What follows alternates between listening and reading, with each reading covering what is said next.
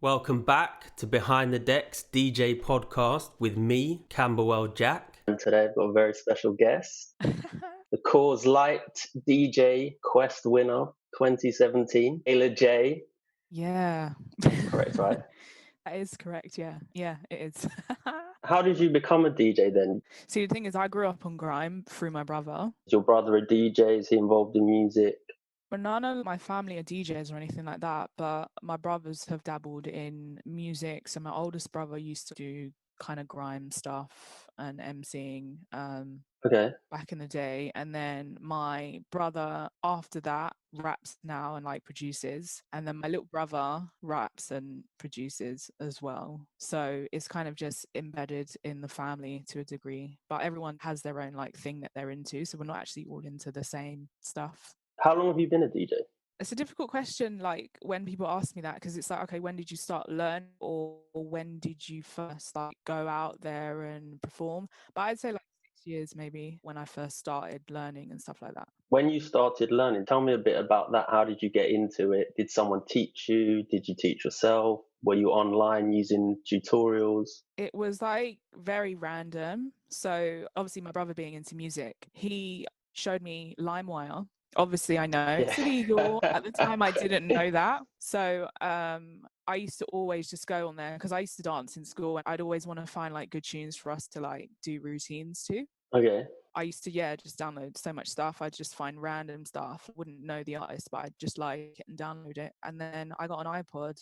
I used to fill it up with all this music and I always used to go to house parties. I'd always like pick tunes and my friends would be like, oh my gosh, rewind and all that kind of stuff. But I was like, oh, I should try DJing. I don't know why. I really don't know why, because I didn't know anyone that did. I'd never thought about it. I'd never known any DJs or been around DJs. I bought a controller. I saved up and I got this really cheap one. And then I just sat in my room. And when it first came, I didn't know how to set it up. So I thought it was broken. And I remember being really upset. I was like, oh my gosh, it's coming away here. It's broken. But me being me, I just didn't know how to set it up. So eventually I figured it out. I had virtual DJ, I think, came with it. Yeah, one of those, Tractor or virtual DJ came with it. And I just started messing around and trying to figure it out.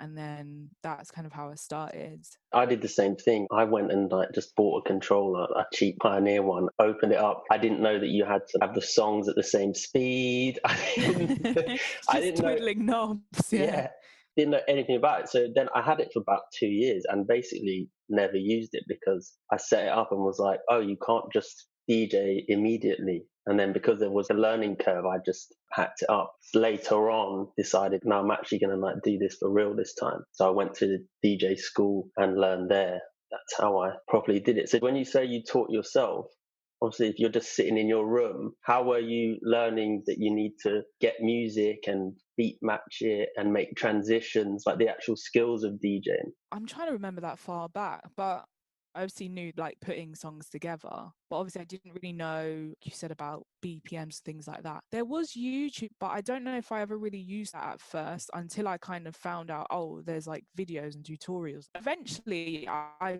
figured out, there'd be tutorials on it, but I don't think that's cool for me to go straight to the internet. Yeah. So you start out in your room and you're teaching yourself. When did you decide, like, okay, I'm ready to go out and play? How did you go about that, getting your first booking or your first gig? Wow. I'm trying to remember what my first gig was. But this is only 6 years ago.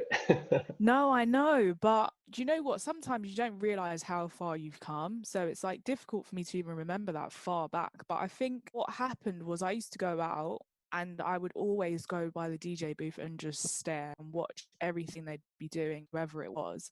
And sometimes I'd go up to them and I'd be like, oh, where's the best place to get music? Or where's this? Or what's your advice on this? And some DJs were really nice.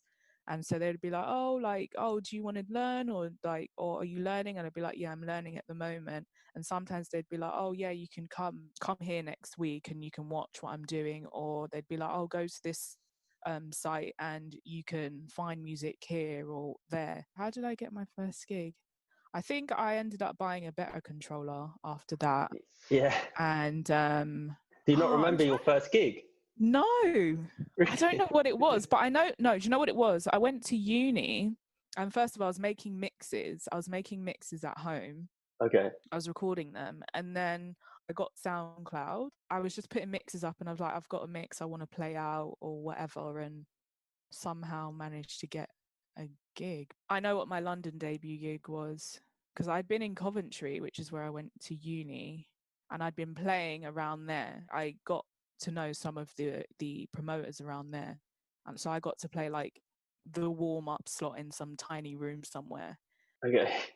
But in terms of London, it was two guys that ran an events company. I did like a set for them on my controller in the marketplace or something like that. I can't remember. You know, like when you get Facebook memories. And I Yeah. remember a thing coming up saying, "Oh, I got my London debut gig," and Okay. it was there. I think it was there. So yeah. So you start out in Coventry, you're DJing Yeah. alongside being at uni. Then you Yeah. come to London. After you had your London debut, was it just bookings went mad, or what happened No. after that? No. No. um Were they impressed with what you did? Were you impressed? Did you think, yeah, like, like I'm ready now? when I just started playing, I didn't even think I was like bad at it.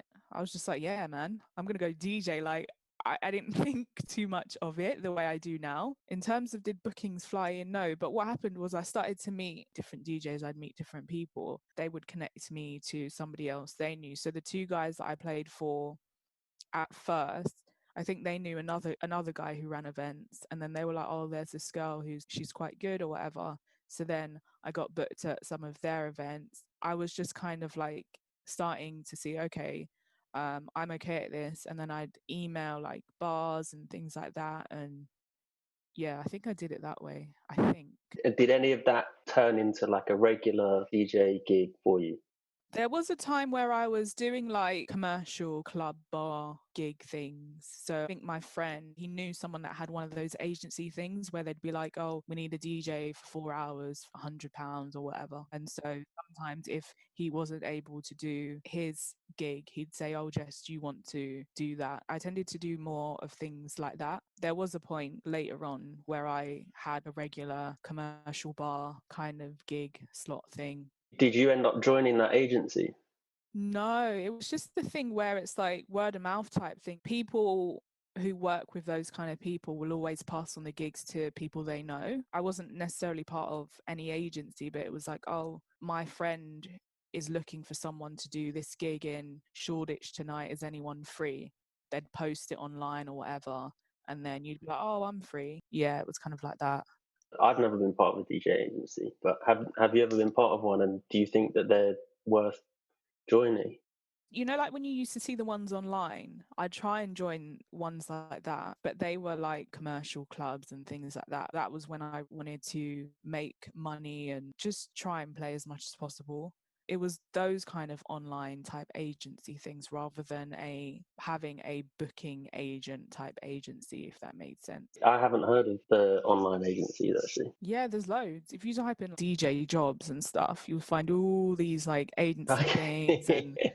like you can sign up and put your picture on there, and then you say what you play, and then people can request to have you, and Yeah. yeah, it's like that.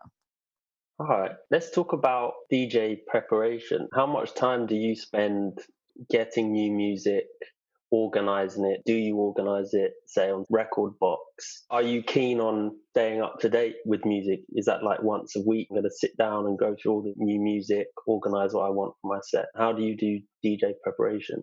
When I first started, I was very organized. I used to join record pools. So it'd be Yes, like, that's what I okay, do. every couple of weeks I'd download the newest whatever hip hop or whatever tune it was that was out, and then I'd put them into like 90s R&B, 90s hip hop, organize it that way, and then it would have the keys. And but obviously over time my taste and things like that have changed, and in terms of how I got music has changed because a lot of people send me stuff now. Whereas before, I just had to like join record pools and get it that way. So more often than not, I'll have a day where I get emailed promos. Normally, I try to download them the day that I get them. If not, it will be like, okay, I need to go for all my promos. And then I'll spend like a few hours downloading stuff, listen to it. Generally, it goes straight into my music folder, and then it's organized in record box in terms of genre or whatever. But Playlist. these days, Yeah, like, I mean, I might have like a week or 2 weeks at one point just cleaning everything. Yeah. I haven't done that recently. But generally, I only tend to go through tunes now properly, if I have to record a mix or I'm getting ready for a set and I'm like, okay, cool, send me stuff. And then I'll sit there and listen to it and then try and figure out if I want to play it or not. That's similar to me. I think ideally I would go through new music in small quantities, like once a week. But I just wait until there's something coming up, and then I stress myself out by having to spend like 2 full days listening to music. And I think that's one of the things that people don't appreciate about DJing, is that DJing is not just the time spent when you're actually out performing, it's everything you do in the lead up behind to that. The scenes. Yeah. So I'll say to my mum or my brother, they'll be asking me what I've been doing, and I'll say, been going through new music for 3 days. Yes, because I also use record pools. And you'll get like 300 new songs. I've got 300 new songs and they're on average 4 minutes long. Well, then 300 times 4 minutes, long time. And that's only to listen to them. Most of them I don't even keep, but I need to listen through.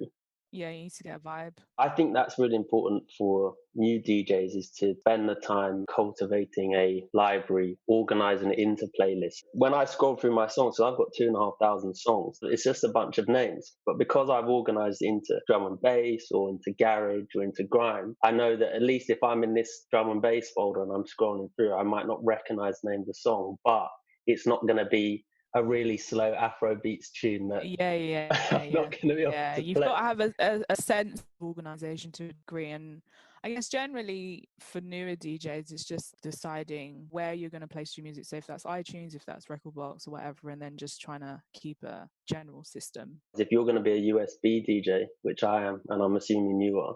I didn't start out like that. I used to use Serato. I still use Serato sometimes if I want to make a mix. I don't always. Yeah, you got to use what you have. Even with that, I can tell you that now, having Serato can get really messy. Right. Get really messy because you can have 10 billion playlists in Serato for different mixes that I was trying to plan and all these kind of things. So even with having said that, that still needs to be organized to a degree. Otherwise, it can get very messy very quickly. Yeah, but the good thing about Rekordbox is that if you're going to play out, you're more than likely going to end up on Pioneer equipment. And so if you've got everything organized in a Rekordbox and it's on a USB, that's just going to make it easier. And also if you're a USB DJ, you don't have to bring a laptop and then plug that in. And I used to drag my controller around in a suitcase in uni. My friends will tell you, like, the girl with the suitcase, like, that's what they used to call me.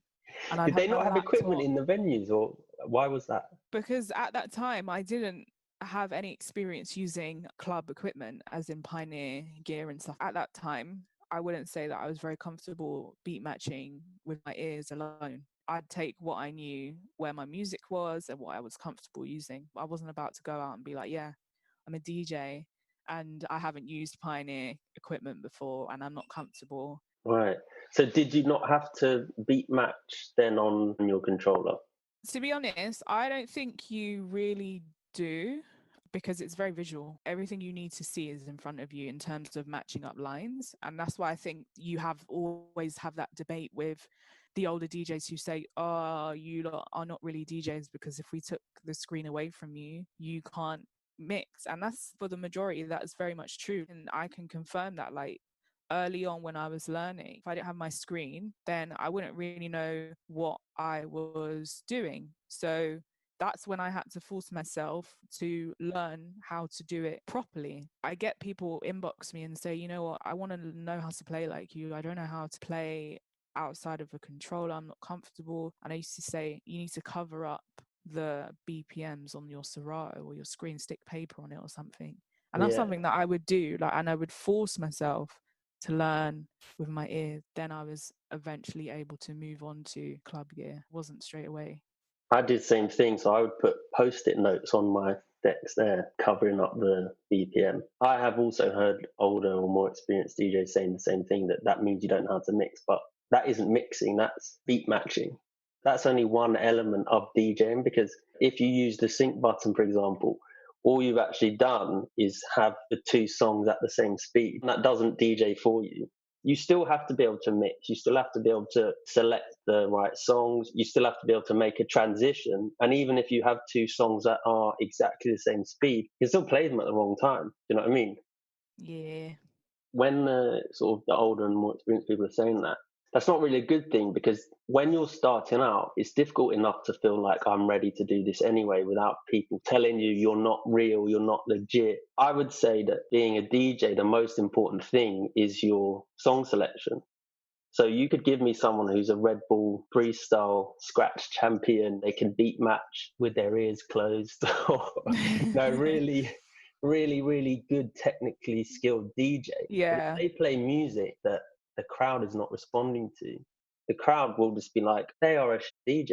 It is true, but again, I understand where they come from, because someone doing groundwork and then you just coming in and taking the glory. If you are going to come into a field, regardless of what you use, I feel like you should at least show a level of respect to it, to yourself, by learning how to do it efficiently, to the point where if you do go into a venue and your controller stops working, are you then going to say to the club owner, oh, sorry, I can't play because that's the only thing I know how to use? That's the issue that more people have more than anything. It's like, okay, cool, use whatever you want, but can you still perform when it's an Allen and Heath mixer and it's not a Pioneer mixer? Or, do you know what I mean? Like, if your controller suddenly cuts out and you're only left with USBs and the Pioneer setup, are you still going to be able to deliver to the crowd at the end of the day?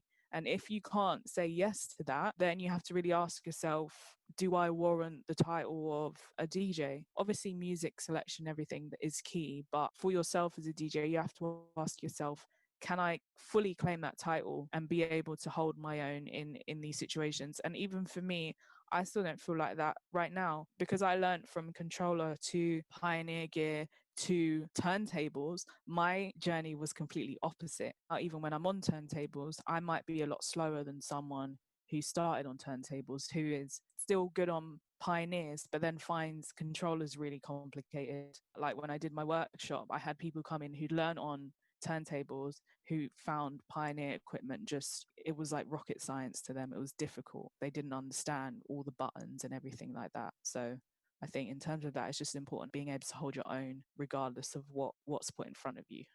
Yeah, DJ equipment, say like a Pioneer setup, to me that's like a musical instrument. And being a DJ is knowing how to DJ. I'm not sure about you, but I don't play out like every weekend. I don't have a regular gig because I'm a full-time music production student. Being a producer, DJ or artist, that's actually what I'm going for. One of my friends, he said, so do you actually consider yourself a DJ? And I thought, why wouldn't I? Yeah, Like, yeah. but you know, you're not playing out every weekend. Yeah. But I'm a drummer and I don't play the drums every day of the week either. Can I play the drums? Or if you're a pianist, do you know how to play the piano? I think Yeah, that's exactly. what makes you a DJ. Advice to new DJs, I'd say definitely be comfortable playing with USBs on CDJs, because that's most likely what you will be performing on. I can beat match by ear, but I do look at the tempo, the BPM. Why wouldn't you? Do you know what I mean? You got to use what's there. Exactly. Use the technology that you have, because even when I was learning from Ben Bristow, obviously he's a turntablist, scratch master.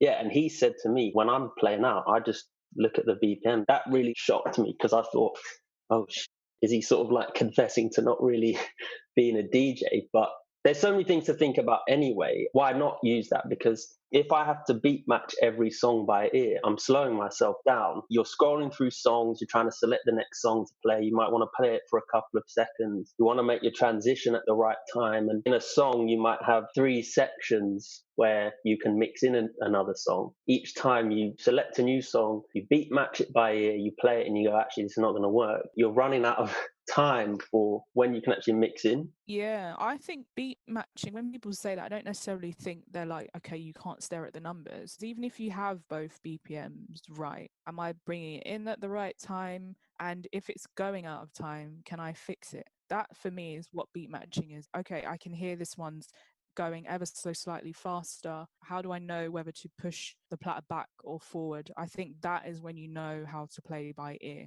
Like even me, I struggle with that still now people might think, oh, she can play or whatever, but I still mess mixes up all the time. Sometimes you can get too comfortable with your eyes and just assuming, okay, both of these say 130 BPM, so it's fine. Sometimes it's 130.0057, so Oh, it's do like not it's get going me to be started on that. slightly faster, and you've got to be able to at least say, okay, yeah, they both say 130, and not just press play and leave it, because it might be coming out of time. And I think that's where the idea of beat matching for me is important, not necessarily like, okay, you can't look at the numbers, use what you have, be clever with what you have, but still actually understand and be comfortable knowing that, okay, you can hear when things are going out of time, just for you, just to make sure it sounds good. Do you know what I mean? Yeah, definitely. So to feel comfortable, have it there as a backup, so you know that if this tempo and speed is completely wrong, I know how to deal with it. But that also goes back to preparation, because like I say, there are songs that are like 130.6742 BPM, especially in grime and garage. It winds me up so much when I get a song into Record Box. Oh, so they're not really going to be on grid all the time. And that's what I mean. That's where your DJ-ness comes out. You are a DJ, because like I've had tunes that I know are 130 BPM and they come up on the CDJ, even after I've analyzed them, as like 92 point something. I know this tune is not 95 beats per minute. So then I have to listen and be like, okay, I need to. And if you don't know how to do that, you can get yourself in trouble. Obviously, sometimes just, okay, just don't play the tune. But those are things that I think is just a testament to whether you could really, not really claim to be a DJ, but be comfortable saying you're a DJ when you can understand when things like that are happening and how to fix them. I get that wrong all the time still. So I'm not going to stand here like, yeah, I could beat match perfectly every time. No, everyone messes up. Yeah, definitely. One situation where it is important to be able to beat match and do it manually is when you go back to back, because I do not trust other DJs analyzing of their music. I'll get next to someone and I'll have a look across the screen and it will say it's 140. I'm like, that is definitely too slow to be one. It must be 70. They bring it in and whatever Record Box says, they just go ahead with it. That's an important time to have that skill if you're dealing with someone else's music, because they can't be trusted. I don't think I've done many back-to-backs. I really find them uncomfortable, if I'm being completely honest. Yeah, me too. I, For that I, reason. Mine is more that I'm just not used to playing with other people. Not that I don't want to, I'm not used to it. So normally you know your music quite well. So it's like, okay, I know this is going to go well. But the challenge of it is, okay, someone else is bringing a completely different vibe to you. But it's really good to do. Those are the times you can't prepare. You can have your tunes ready, but you can't prepare. So it's good because it puts you under a little bit of pressure to show you. And you kind of learn about yourself. You're like, okay, am I comfortable like just going out there and not knowing what tunes I'm going to play, but just going in anyway? Especially when I first started, I used to plan every single track, where it was coming in, where it was ending. Me too. Where I'm going to play it. I still do that sometimes now, depending on what it is. Like, but generally, when I get to the place, then I obviously end up changing everything and just going on a vibe. But it is good to know sometimes the first 3 tracks you might want to mix in. Back to backs don't allow you to do that. So. I find back-to-backs uncomfortable as well. When you're DJing yourself, you're following like a flow. So maybe you want to start slow, you want to bring the tempo up, and you've got an idea of where you're going. You might be playing at 70 BPM, and then the person going back to, suddenly they double the speed up to 140, and you're like, oh, now I've got to scroll all the way down my list. I have them in BPM order. Now I've got to speed up to there. So yeah, back-to-back is difficult and is uncomfortable too. Yeah.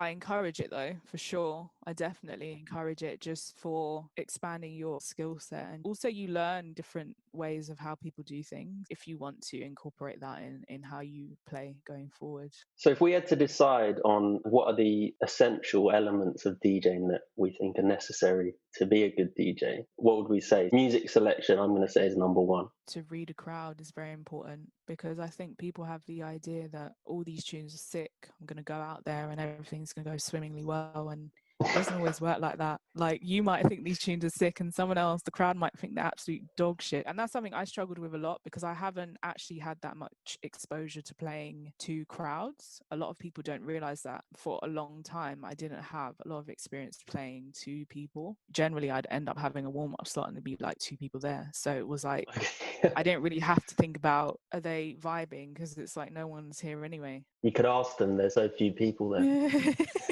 But like, yeah, that's one thing I think people don't realize is very important. I'm quite bad at it sometimes. I just want to play what I want to play. I don't care. I'll be cutting and chopping, and sometimes it's not appropriate to do that all the time. Yeah, that's something I need to get better at, playing to crowds. That's really important. At the end of the day, you're there for them. You're not there for you. Yeah, exactly.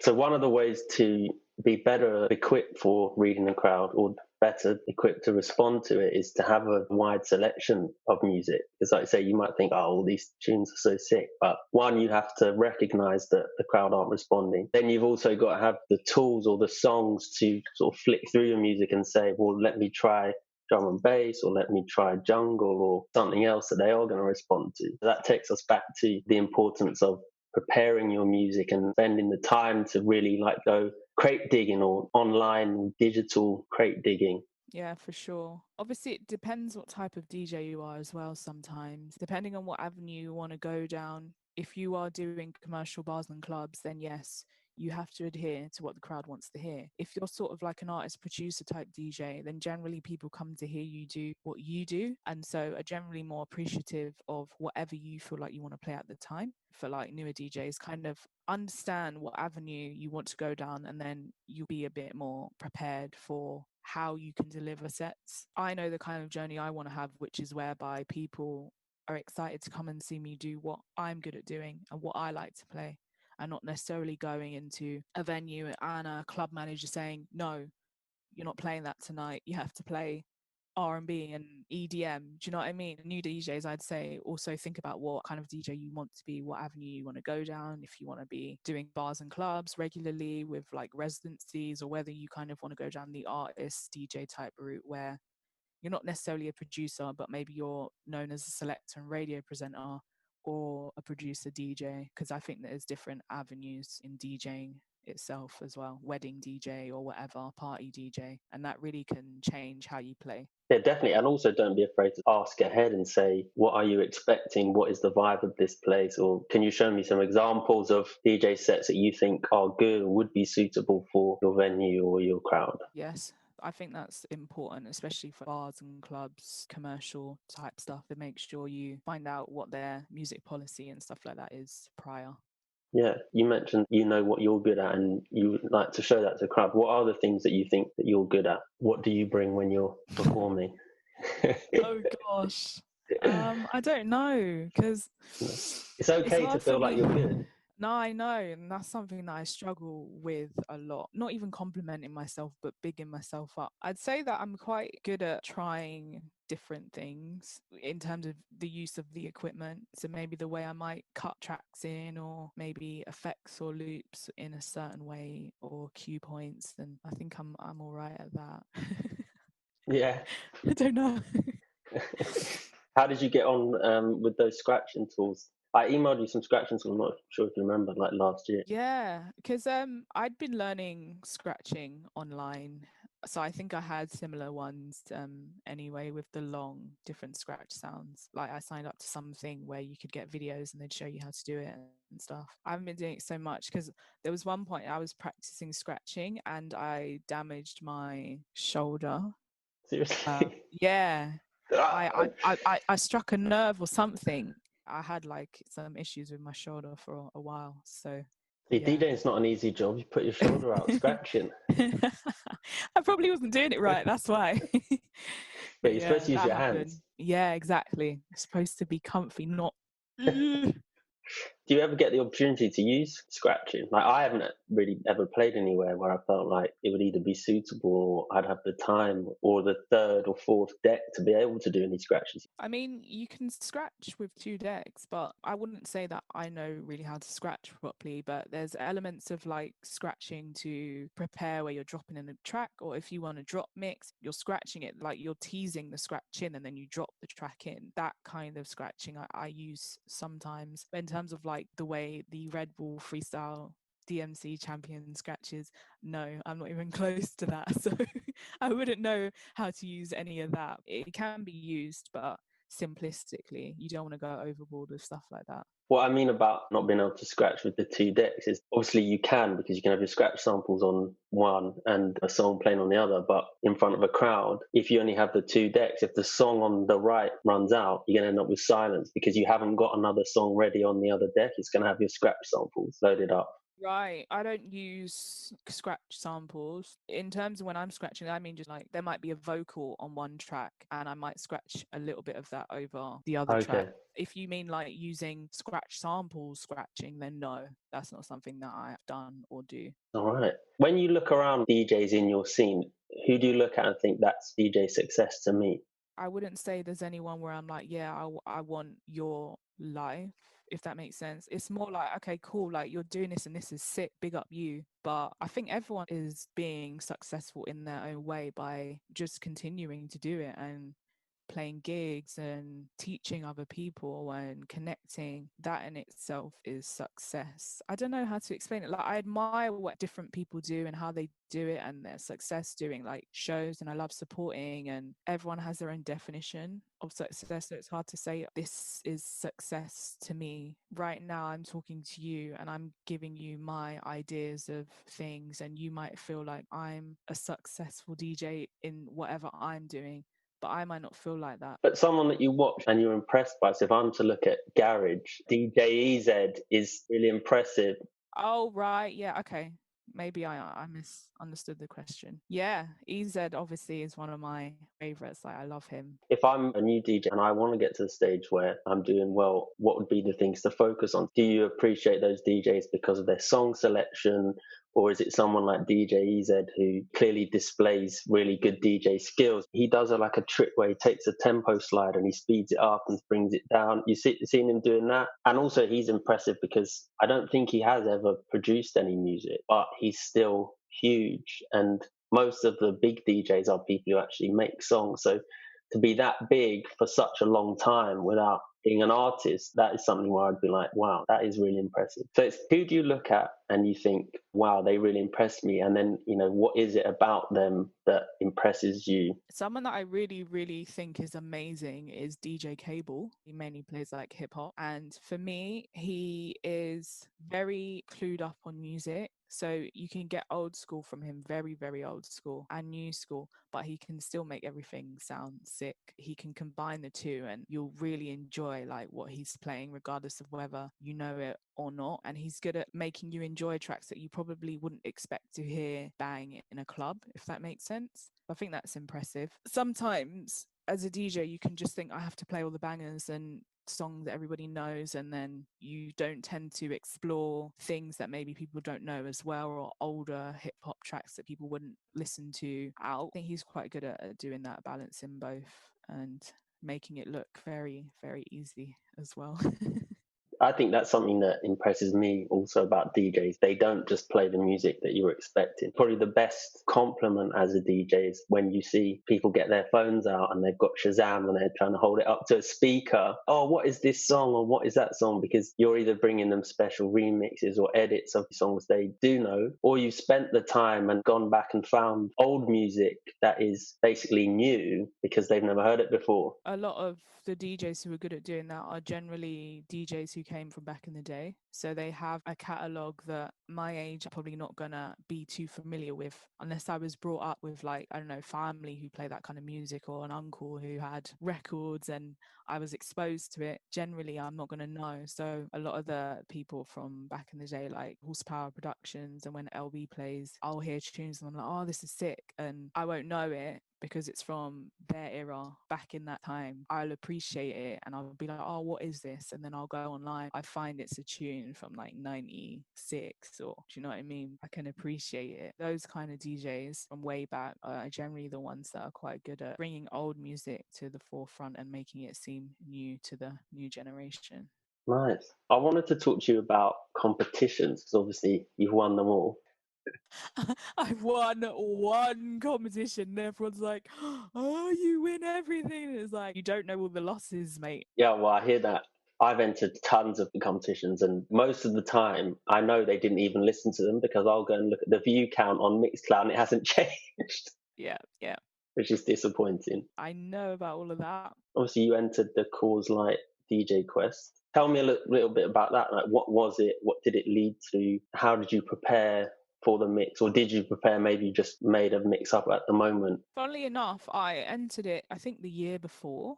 And I didn't realize it was like a competition. Basically, if you didn't win and they thought your mix was good, they'd still invite you to play. I think it was 2016 I entered, and I didn't realize I hadn't won. They were like, "Oh, you can come and play." People there were like, "Oh, you're so good, like you're really, really good," and blah, blah, blah.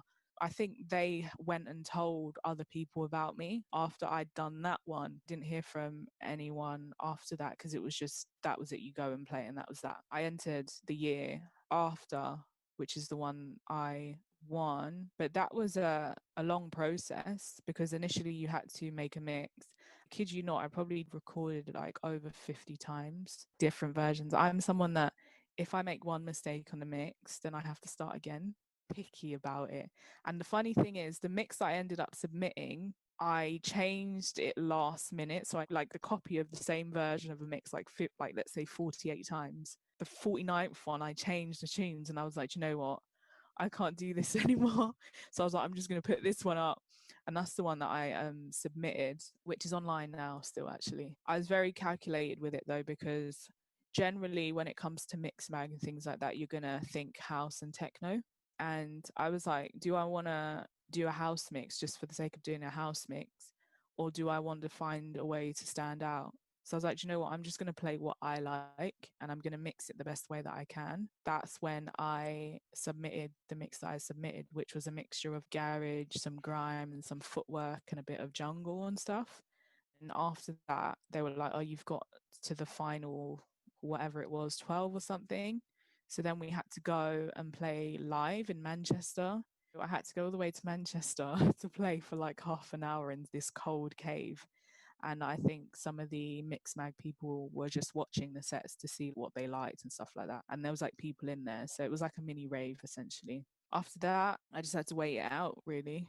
That's when they emailed me and they were like, oh, congratulations. And I was like, oh my gosh. And then they were like, yeah, we were really impressed with you and blah, blah, blah. And you've won this. And I was like, this is amazing.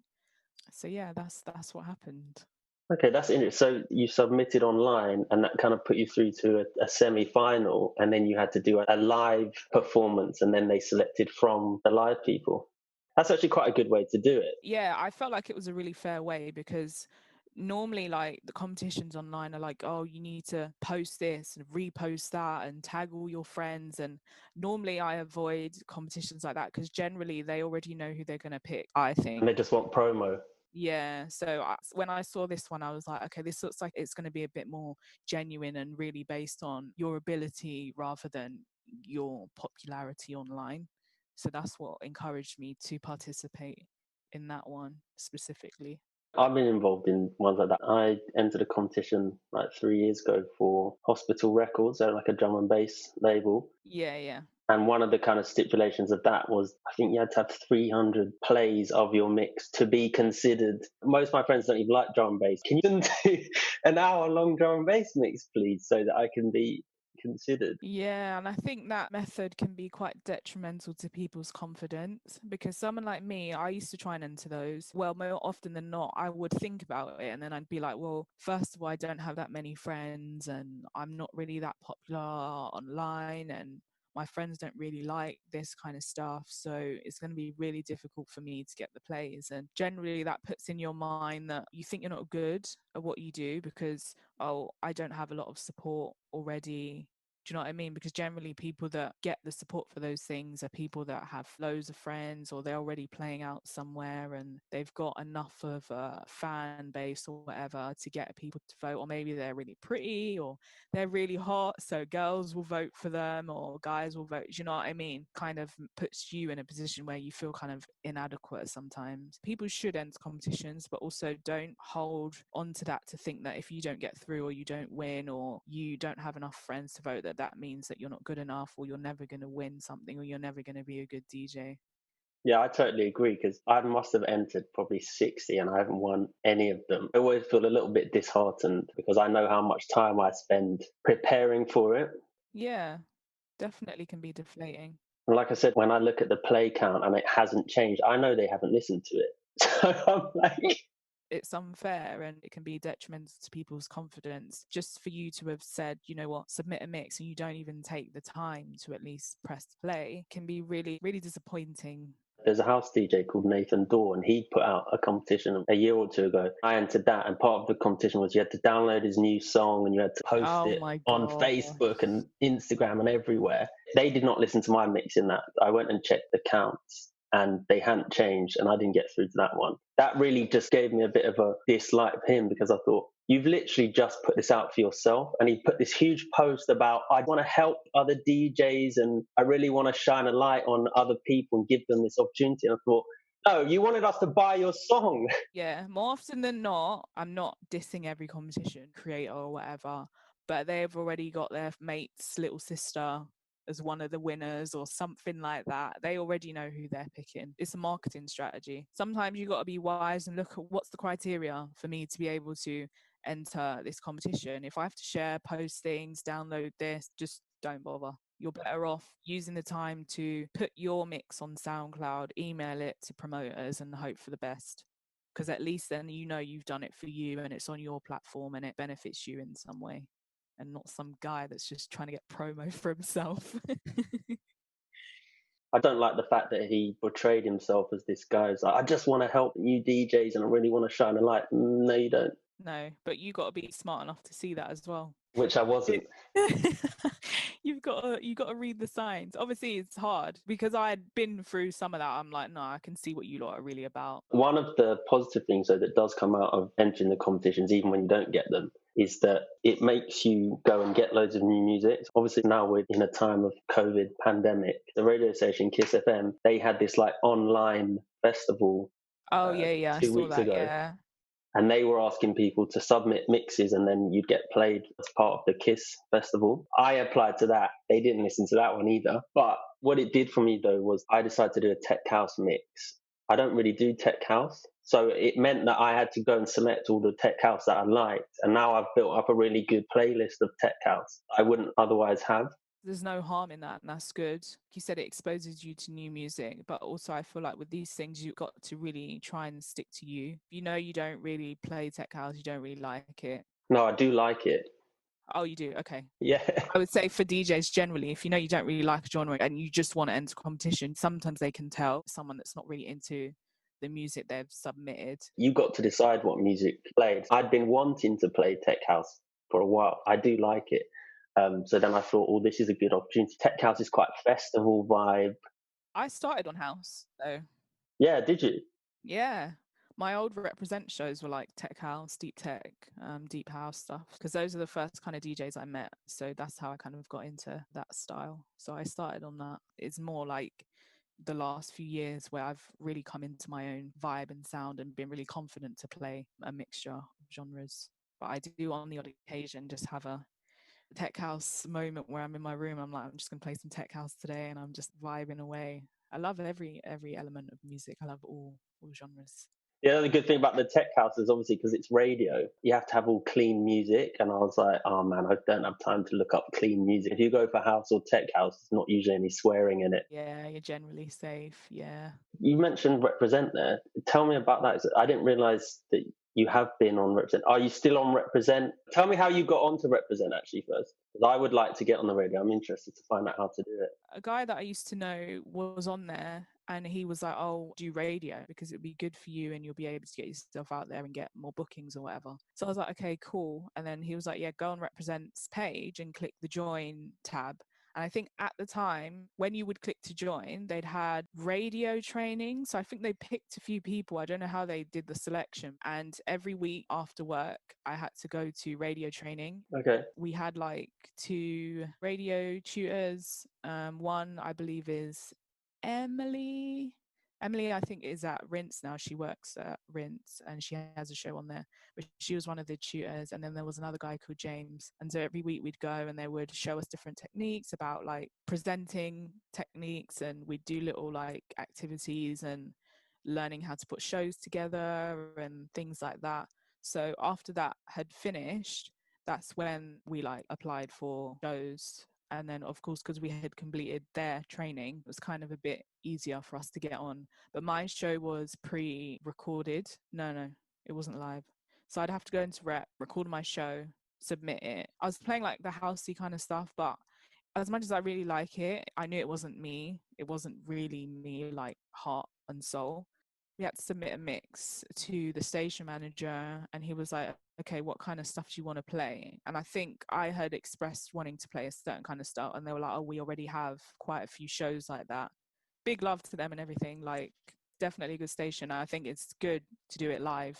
I never really did live radio with them. So to put a radio show together, it's not just the 2 hours that you do. You have to find music. You have to understand what order you're going to play it in, how you're going to present, how you're going to link, get your guests, get mixes and try and get them on time to be able to submit it on time. And there's so much that went around it and I wasn't playing music that I was in love with. So yeah, that's what happened.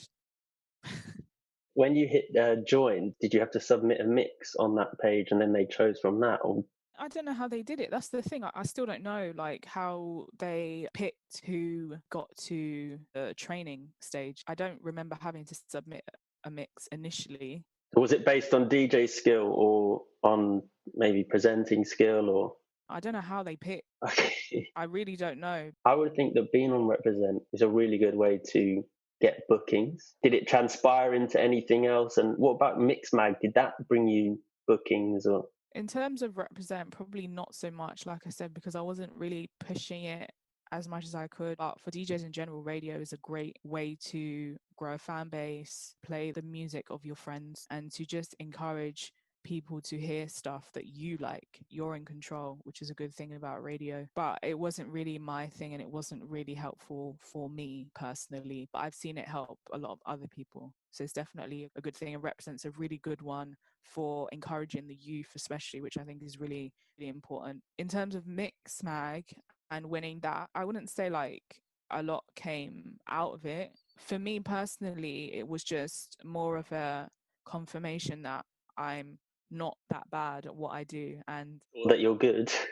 it's okay for me to like the music I like and it's okay for me to play the way I want to play and it can still be appreciated. I don't have to conform, be it that I love every kind of style. Sometimes some people feel like they have to play certain genres to be able to get into the scene or whatever, but that really helped me in terms of that. In terms of getting bookings after, I was able to like send it to people and I feel like that did help me in some capacity to getting a few bookings. But it was more me having to email promoters and send it on and hope for the best. Just being online on the channel made people flood to me and be like, yeah, we want to book her. And like, no, definitely didn't have that kind of effect. Really? No, not at all. I had some people come afterwards say, oh, you know what, you've done this now, your career is going to be so sick and you're going to have all these bookings and agents are going to come flooding into your inbox. No, not at all. I can't believe that. Yeah, you would think. And the thing is, like, I didn't really get bad comments on mine either. I was very much aware that no matter what had happened, I was still going to continue working really hard. I didn't even sit there and being like, yep, I've won that, so I can just chill now and everything's going to be gravy. Winning stuff is cool, but it's not always enough. You just have to keep pushing. If anything, it put me under more pressure to keep getting better. I was like, well, if I have done something like that and I do get a chance to play, then I want to prove that I was worthy of a worthy winner and prove that I can still do that today and tomorrow and next week on a different set. So, yeah. Even if the winner title hasn't been helpful for getting bookings, I would have thought the footage of you doing Mixmag would be so valuable. If me and you now both applied to perform somewhere and you were able to send in footage of you playing at Mixmag, I would have thought 10 times out of 10 that you'd get picked over me because you've got footage of you playing at a really good event. That's not really what promoters care about.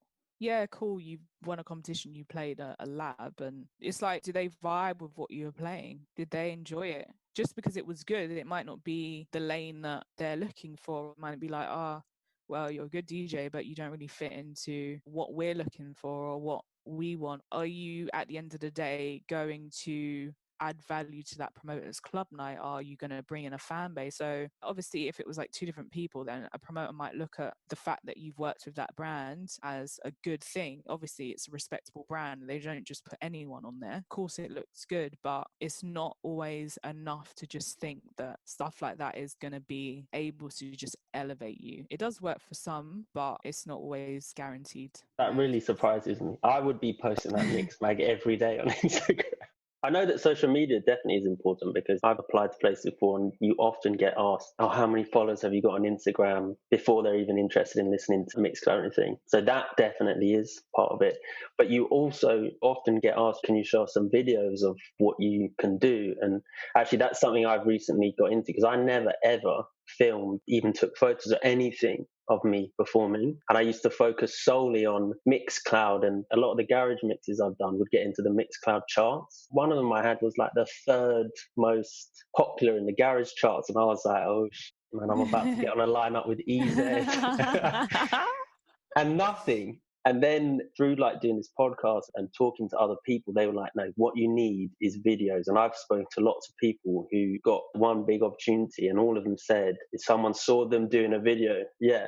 So important. So that's what I've been focusing on recently, is getting videos of me DJing. Because you're doing what they want to see you do, essentially. At the end of the day, I can make 10 billion mixes, but no one knows if I actually made them. No one knows if I can actually mix outside of that environment. How do I fare in front of people? How do I fare in front of decks? The difference between being in a situation with a crowd, reading a crowd, understanding how to read a room and still being able to perform to a high degree in front of people is a different ballgame. It's not the same in your room. So I feel like when people do see footage of you doing it, then it's like I can physically see what you would do in my club or at my club night, and it gives you a better indication of people's ability, I think, to be able to perform as a DJ. Yeah, talking about people watching you, how did you get the opportunity to perform for Keep Hush? I was actually at that event. You? Yeah, we spoke after that. Yeah, that's how we met. Yeah, because to me, like, you playing Keep Hush, that is success, and I think that's really impressive. You've done a few of them now. You did the Kiwi Hush, so you performed Conducta and Mind of a Dragon. Yeah. I was at that one as well. If you look in the videos, you can see me standing almost above the decks. Oh, to be honest with you, that I can only thank Conducta. Okay, so he booked you. He booked me and we'd never spoken before. He DM'd me randomly. I think it was like a week or so before. And I remember getting a DM from him and I was like, oh, it's probably just like a broadcast thing. So initially I didn't fully finish reading it. Buy a ticket to this event. Yeah, I thought it was something like that. I told him that, he knows. And I opened it and I read it and he was like, oh, I'm putting this on and would you like to be? And I was thinking, wait, what? Me? Yeah, so that's how that happened. Funny enough, I asked him there and I was like, oh, how did you find me or whatever? And he said, yeah, I saw your Mixmag thing. There you go. Obviously that helped. Like I said, it helped in some ways, but yeah. Just big up Conducta, man, for giving me the slot, of course. And then I think the Keep Hush crew really liked what I did that day. They messaged me again, like it was probably a couple of weeks after that. And they were like, oh, we're doing another one. Would you like to do another one? And I was like, yeah, cool. I'd love to. The Nando's one. I saw the lineup and it was like, yeah, you're warming up for Kurupt FM. I was like, oh, okay. Yeah, it was a cool opportunity nonetheless. So, and they've been supportive and cool ever since. I've done some Keep Hush Cartel stuff with them lot. Yeah, I can only big up Conducta on that because I've been obviously DJing around and I know people that I've done Keep Hushes, but I don't think they knew who I was before Conducta had brought me to light. Nice. Yeah.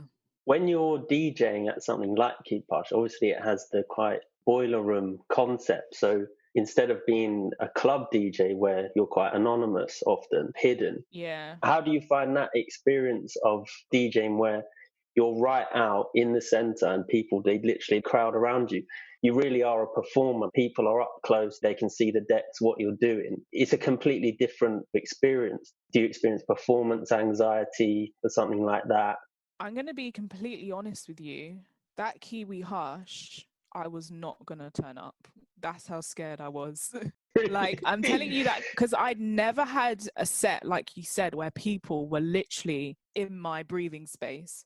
I'm not somebody that likes to be seen. People are like, how can you DJ and you don't like to be looked at? I don't like it. I don't like people close to me when I'm playing. So I remember freaking out to my friend and I was like, I can't do this. I'm not coming. I don't know what to do. I've never done it like this before. I'm really scared. And my friend was like, look, you know what you're doing. Just do it. And my friend got there before me and he was like, yeah, it's packed, man. And I was like, It was oh packed. my gosh.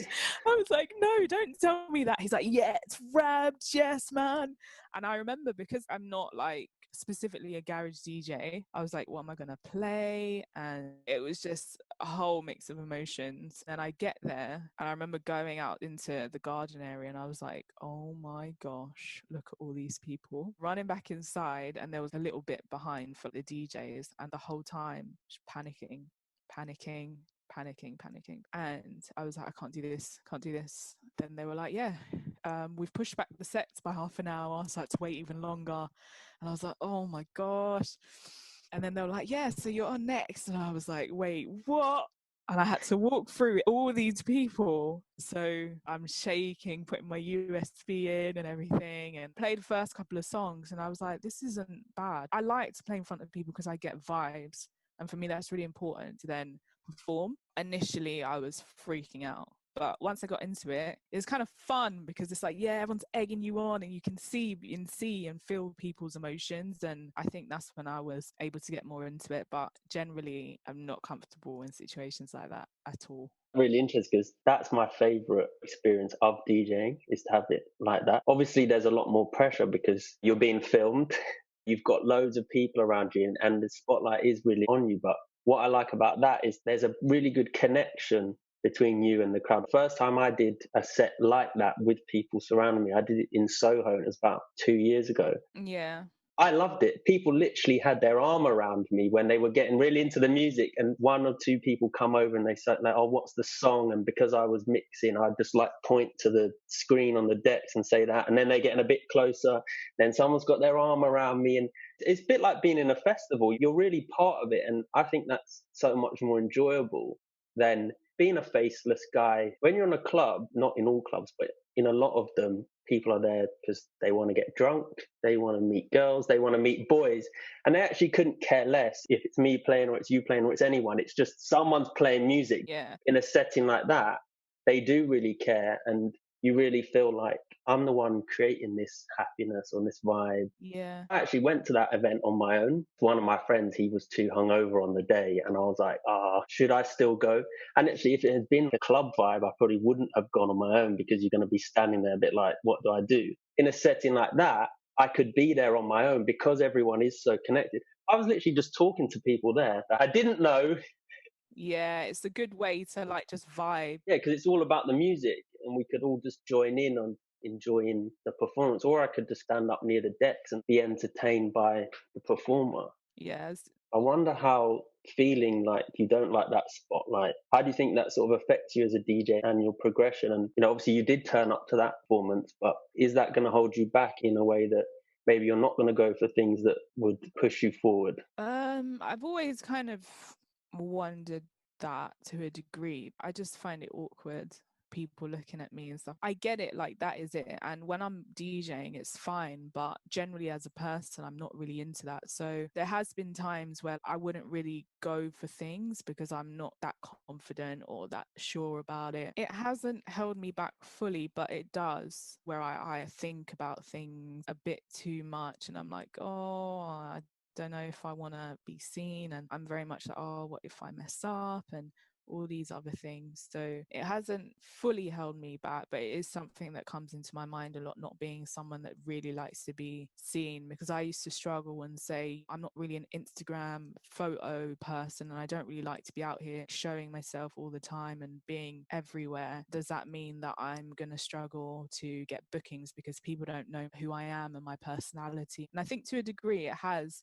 been to my detriment, because a lot of people don't know me and so they can make assumptions of what I might be like. A lot of the DJs that do really well are the ones that do radio and people are quite familiar with their character. And I think what tends to be more important now as a DJ and an artist is how people connect with you. That's why some people are like, oh, I can't understand, I'm really good, I practice all the time, why am I not getting this opportunity, why am I not getting that? And other people are. And more often than not, it's because people just like them. They like their personality, they get on with them, they like the energy they bring. And a lot of people don't always think about that, but it's a really important thing to remember. That also goes a long way as well. Yeah, I totally agree with you. Do you follow Fisher on Instagram, the tech house DJ? I don't know. Oh my God, you have to follow Fisher. He has the funniest Instagram. Obviously, he's had a huge song, Losing It, a massive tech house song. So that is a big part of his success. But his Instagram is basically a comedy account. It is hilarious. He does pranks on his girlfriend and he's always making fun of being bald. He's had some kind of hair transplant recently and he was putting up funny videos about that. I like his music, but I also connect with him because I know when I look at his Instagram, it's going to make me laugh. Yeah, it's all about a connection. How do you build a connection with people? And like I said, because I'm not somebody that's really that comfortable being seen and talking all the time and things like that, I feel like that has been to my detriment at times for sure. And I still think it is, because I'm still stuck in that place sometimes. And it's not that I'm antisocial, or sometimes I'm just really shy. I don't really know how to navigate certain situations. And I think the people that are good at just being confident and just talking and presenting their characters online especially, and having a comedic element or a fashionable element to them, something apart from the music that people can relate to, that definitely helps and is an important thing to consider as well. Yeah, definitely. I'm very bad. I'm always like, I'm not very good. That's why I'm not. That's what comes to my mind. It's like, oh, you're just not very good. You're not good enough. And then I would just force myself to keep practicing more. And it'd be like, look, you're just not good enough. You're not cut out for it. That is a good mentality to have, though, to hold yourself accountable and say, like, I have the power to make myself better. Obviously, you have. And being highly skilled is always going to be valuable. People will book who they like and who they know, and you being a good is a plus. So you can't sit at home and just expect people to find out who you are. I kind of did do that, but at least I was, do you know what I mean? No one's knocked on the door. Yeah, you have to look at who's getting more bookings. Where are they always? What stations are they always playing at? Who are they always around? Why do people know them and they don't know you? What are they doing that you're not doing? And this is something that I've had to tell myself as well. And I know there's certain things that I'm not doing that I could be doing that would totally help me. But again, it's me fighting my own like personal demons and not feeling comfortable in certain situations. But you can't kind of think that just working and practicing is just gonna, because there's 10 billion other people that are DJ as well. Why is anyone gonna pay attention to you? And why should they?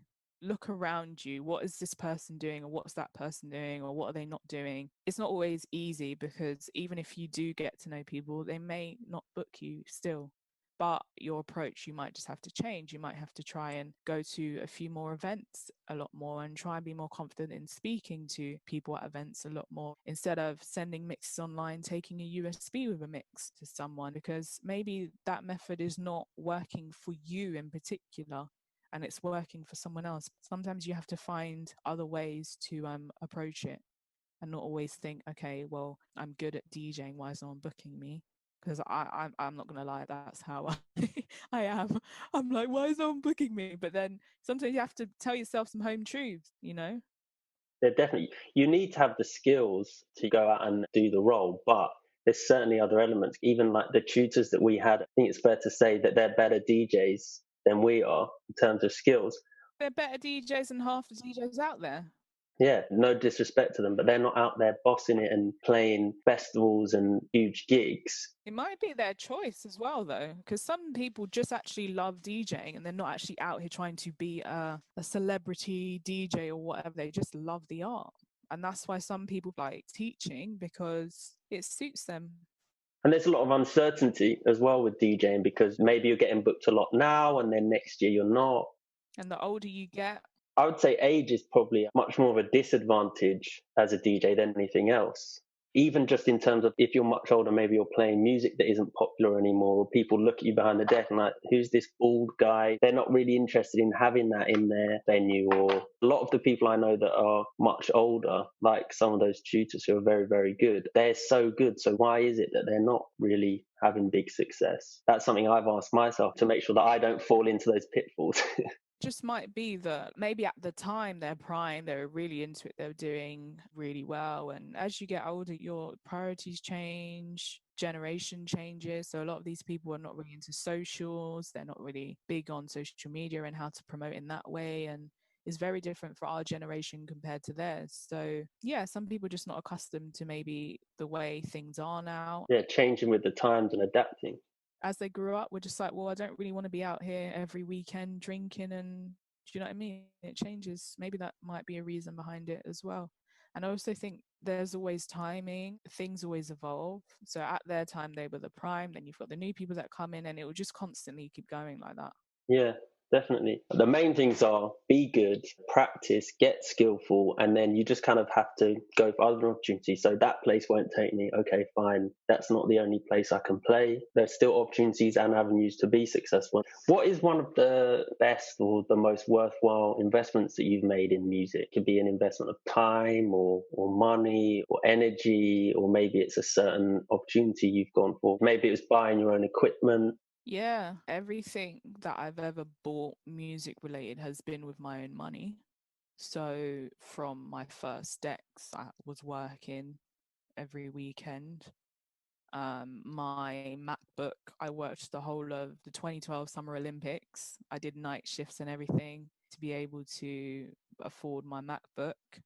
And then I also worked and saved loads of money to be able to buy my Pioneer equipment, my rockets and everything. It's just stuff I wanted. So of course, if you want something, you got to work for it. So yeah, those have been worthwhile investments for me, specifically the Pioneer stuff, because I didn't have experience playing on it too much, and I didn't have the confidence initially to be able to use that gear, because I never started on that gear and I never had anywhere I could go to use the gear.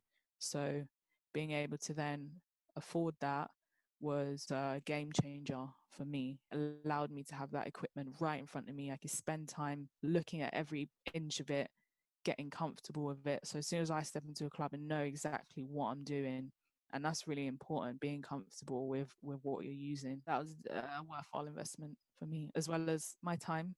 Yeah, time and money. Yeah, no, I totally agree. Always surprises me when I find out, but I know a lot of professional DJs who do not have their own equipment. They literally only DJ when they're out. And obviously, it's expensive to buy the Pioneer equipment. I think that is the best investment that I've made in music, was to spend the money and actually have it where I can practice on it. And like you say, when I go out, I am comfortable using it because it's the same stuff that I have at home. There's so many things to think about anyway when you're DJing. You don't want to feel like, I don't know what this does and I don't know this button. And so this is like my third set of equipment.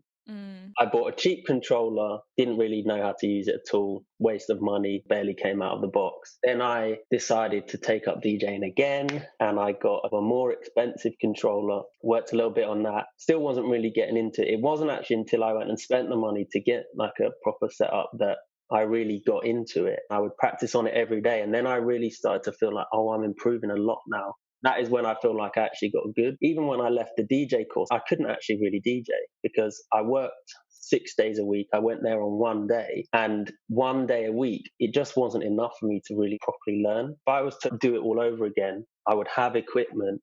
I'd go there, learn something on Monday, and I'd practice it during the week so that I really picked it up. I didn't want to spend the money on the equipment at that time. So I'd go in, do the lessons for 1 day, not use any DJ equipment until the next week. But then we'd already moved on to a new skill. I left, I couldn't DJ. That's what I wish I'd done. I should have just bought it. Because if you want to do it well, or for me, like you want to do it professionally, it's worth spending money. Some of those DJs that I know that don't have their equipment, they'll be like, oh, I just spent $3 on these new trainers. And I'm like, you told me you can't afford DJ equipment. It's a priority for you to buy clothes and trainers and own a car and stuff like that. It's not that you can't afford it. Yeah, no, a lot of people I know don't have equipment at home. And sometimes if you know what you're doing, you know what you're doing. And with places like Pirate and things like that now, you don't necessarily have to spend too much and you can go and spend a few hours. But for me, I just had to get it because really just wanted to feel comfortable in it, and having it is easy to do that. And then I can also just record with it and stuff. Like I said, if you know what you're doing, you know what you're doing.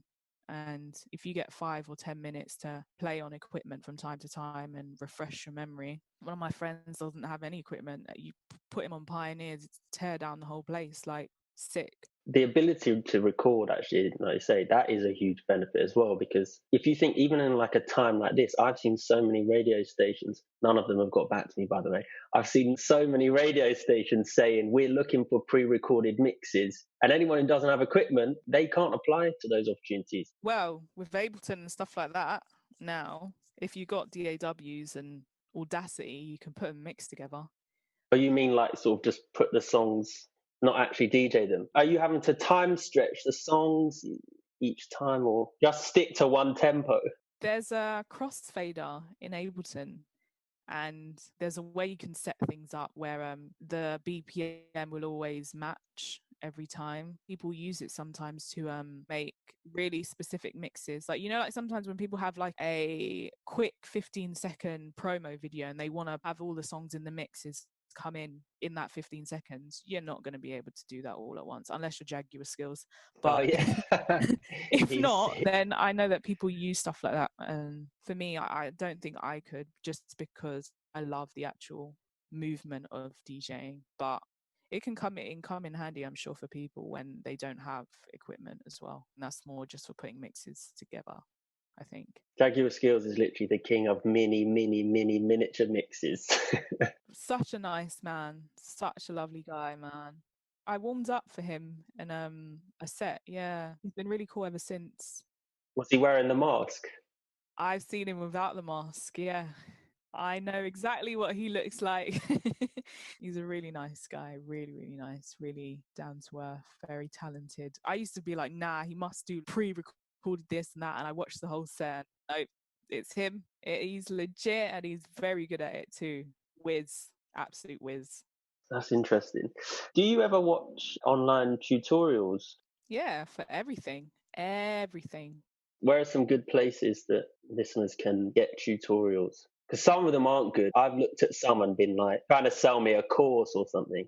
Digital DJ Tips was one I used to go on quite a lot, and they'll have like tips on how to set things up, or how to loop and things like that. I know they have tutorials. I still do it now. If I am playing on certain gear and I haven't used it in a long time, I'll go online and Google Pioneer CDJ 1000 and remember what it looks like and remember where the buttons are. And so yeah, YouTube, go online, got to use what's there. I use them a lot as well. Crossfader, that's a good YouTube channel for tutorials. And DJ TLM, a hip hop DJ from Holland, he does sort of scratch videos, and then you can buy courses. I haven't used it yet. I'm going to use it. I bought DJ Qbert, who's the king of scratching. He has like a scratch course and takes you through everything. So that is one of the things I'm planning to do with this time during the COVID pandemic, is to like get good at scratching and put videos up.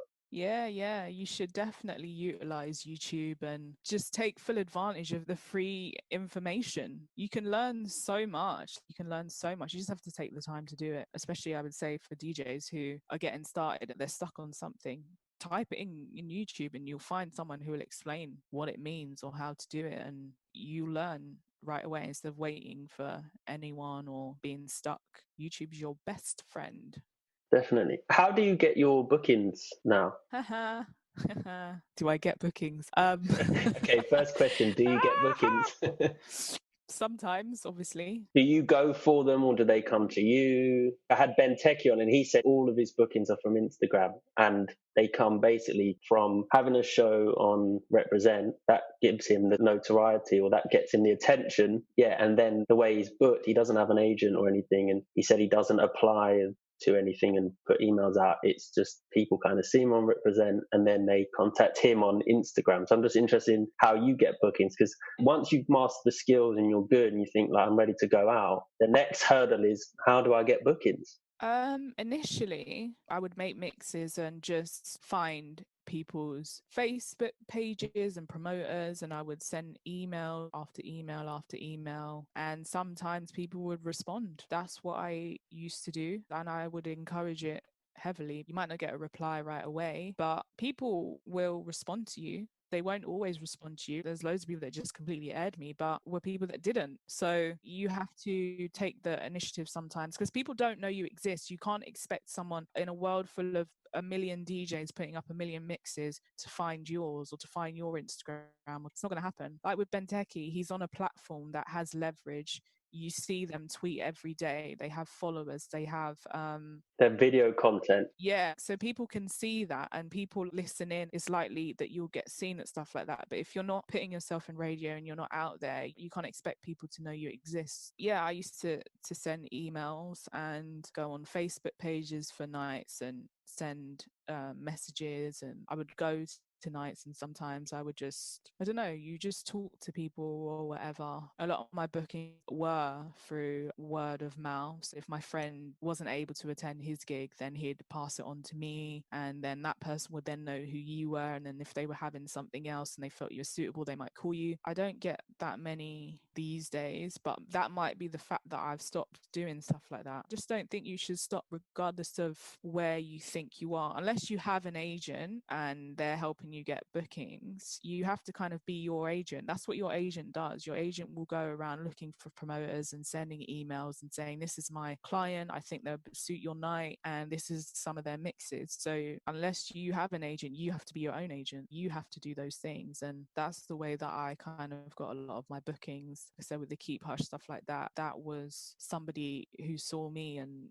felt like I suited their event. That doesn't always happen. So decent. There are no magic rules. It's different for everyone. Some people are on radio stations, so automatically that's leverage. Radio's a great one. Yeah, some people, their cousin runs this event and he has contacts here, and or their dad knows this guy. But I would say from my personal experience, I've had to send emails and I've had to message and I've had to prod people, and that's how it's happened for me.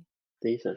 Do you have goals or a vision or a path of where you want to take DJing? Would you like to turn it into a full-time role? Would you like to become a DJ artist? Where would you like to go with it? That's something that I've been thinking about a lot recently, because initially I didn't start DJing with a plan or a goal in mind. I know some people start DJing, they're like, yeah, I want to get here, but Was me. It's never been like that for me. Things have just constantly evolved. They just have. The more I've just been spending time on it, just opportunities have come, and I've also put myself in a position to receive opportunities. But in terms of what I want to do, who wouldn't want to get paid to like play music and stuff like that? But you also have to consider your character, and are you good at organizing yourself and dealing with late nights and inconsistent sleep? Yeah. Horrible eating patterns and things like that. Like, are you suitable for that? And with a lot of the things that I've gone through, I won't go into it, but like difficulties with my health and stuff, I've had to ask myself, do I have the capacity, even if I'd want to be able to handle a life like that? So in an ideal world, it would be cool to be able to do it full time and make music and go around the world and travel. That would be ideal, but I don't really know what my intentions are with it at this point in time. I'm just taking things as they come. Fair enough. Yeah. Can you think of any like simple or easy DJ tip or trick that you've learned? One of the ones I had was a guy saying if you hold the scroll wheel in on a playlist, it allows you to scroll through faster. So rather than going song by song, if you hold it in, you can actually skip like 10 or 20 at a time. So that was his one. Have you had any easy ones like that? Yeah, so difficult to explain, but on a Pioneer mixer, I'm looking at one right now. If you hold down the tap button and you turn the time knob, you can actually adjust the BPM. The BPM. So instead of tapping to get the BPM you want for your effect, you can actually just set the number. Yeah. So that's a trick I learned. Yeah, that is a good one. It's really useful because sometimes it takes really long for the mixer to register the BPM you're trying to put in. And as long as your BPMs are correct, of course, then that can be a time saver. That's a good one to explain actually for people who are new. So when you're putting effects on your mix, like the echo effect, for example, those are, what is the word? They're time sensitive, or yeah, they're time sensitive. You need to have the speed of the song in the mixer so that it echoes according to that. You can tap the BPM and it will bring it up. But yeah, if you hold in the tap button, and then you scroll it.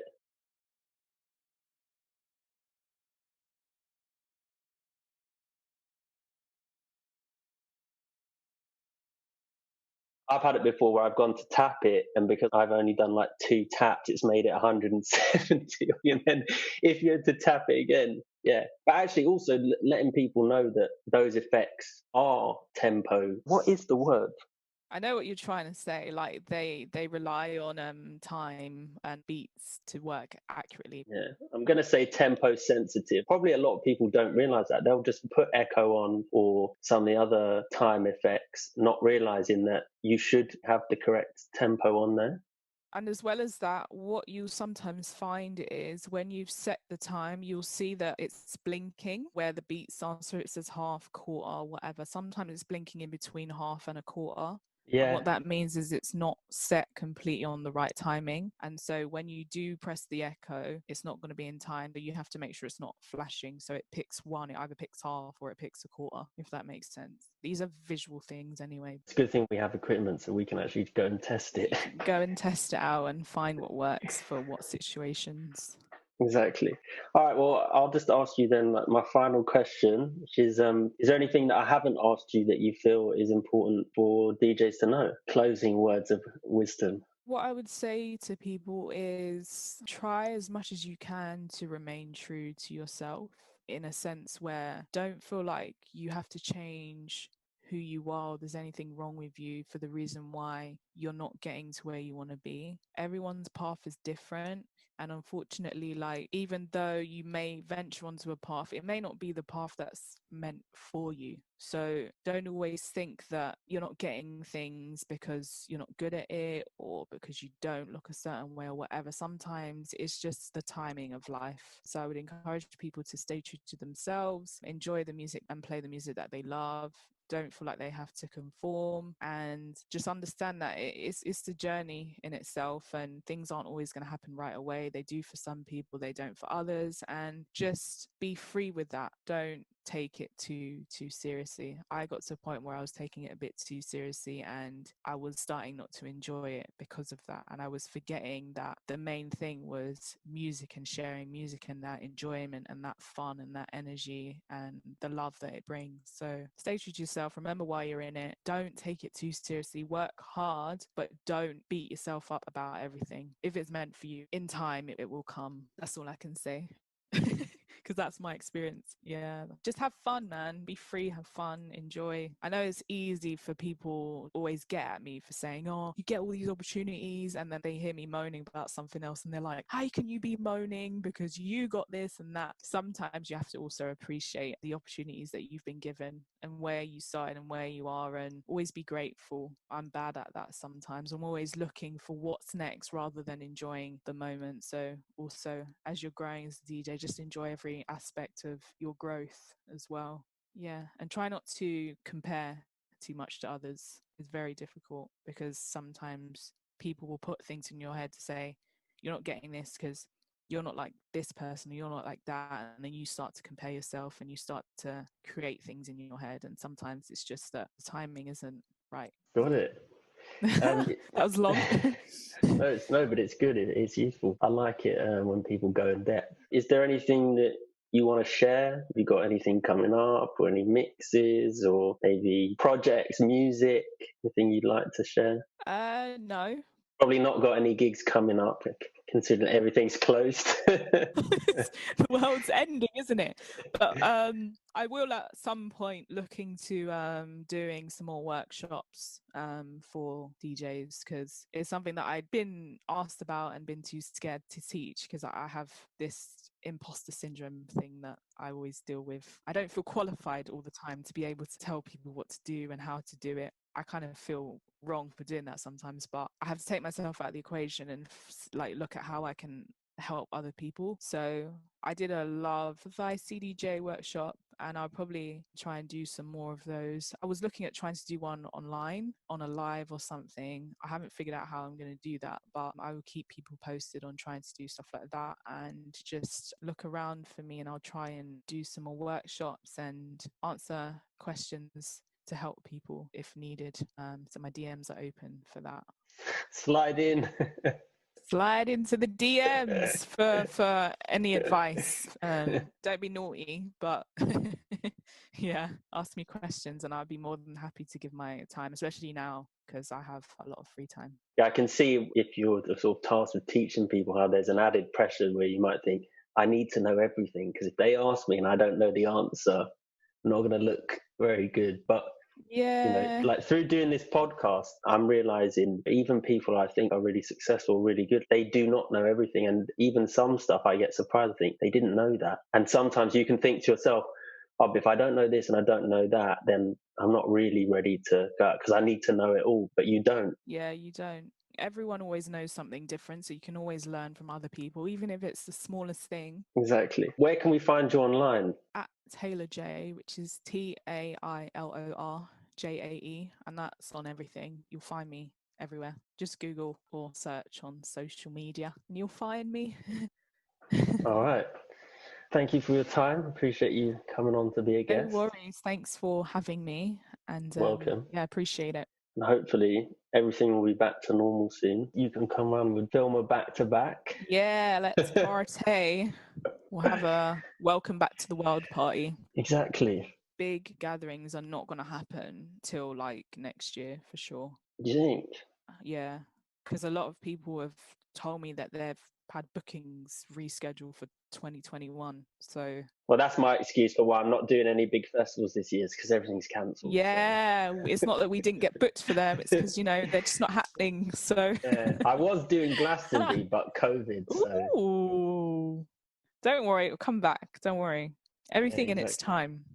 Exactly. And actually, I think it's given us more time to do the sort of things that probably are neglected, like work on your library and dig online, search for new music, organise it into playlists, work out which of all the grime songs are 140.6258 BPM and what you're going to do about that, and maybe old vinyl rips that you've got, replace them because the volume's really quiet on them, and admin get really good at scratching and then get some videos off of that. Yeah. Build your social media, which is what I'm trying to do at the moment, putting out loads of videos. I've done a drum and bass one, a jungle one, a garage one, a grime one. Just keep going, man.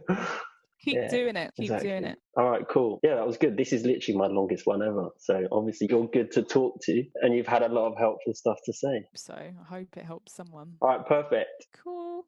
Thank you for your time. You're welcome. Thanks for having me. Take care then. All right. You too. Have a nice evening. You too. Thank you very much. See you later.